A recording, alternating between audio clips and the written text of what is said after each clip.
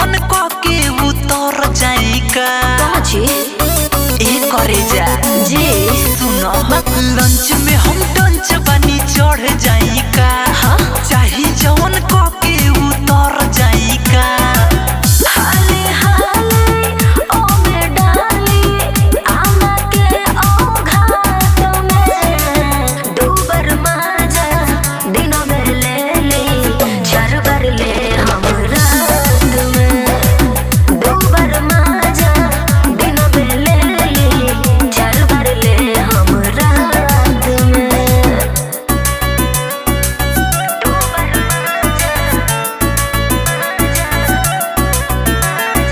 रिया films recording studio Delhi.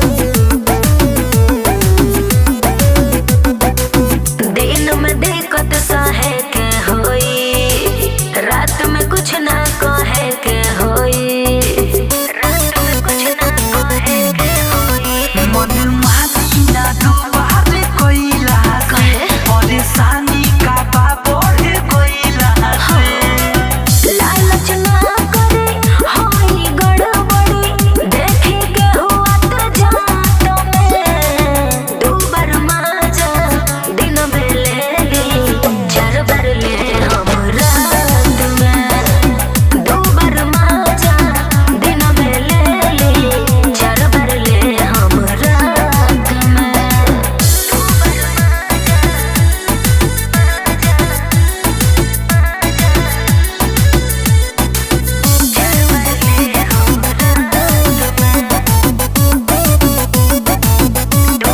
Ajay चंद स्वाति बुझी बात के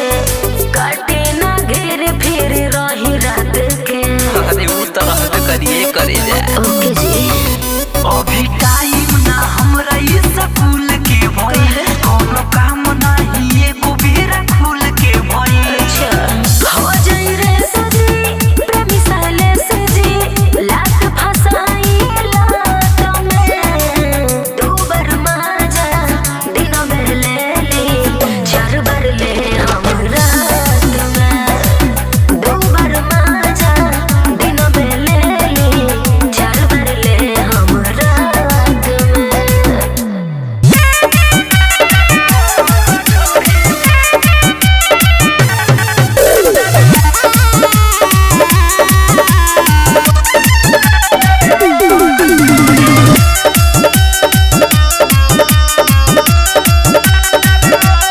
आज हमया कोइनी भैया ढोरी के दुनिया में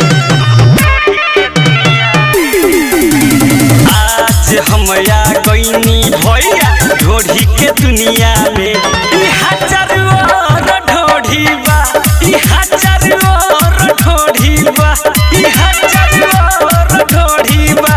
ई हजार और ढोरी बा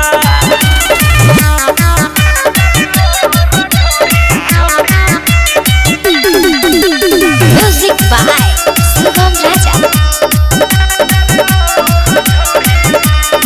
केहू के बाटे खाली केहू के टुटकिया लेखा गोल बा केहू के बाटे ऊंच केहू के भीतरी ले होल बा केहू के बाटे खाली केहू के टुटकिया लेखा गोल बा केहू के बाटे ऊंच केहू के भीतरी ले होल बा आज हमया कोइनी भैया ढोरी के दुनिया में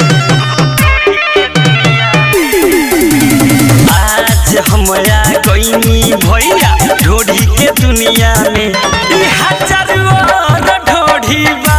ई हजार और ढोरी बा ई हजार और ढोरी बा ई हजार और ढोरी बा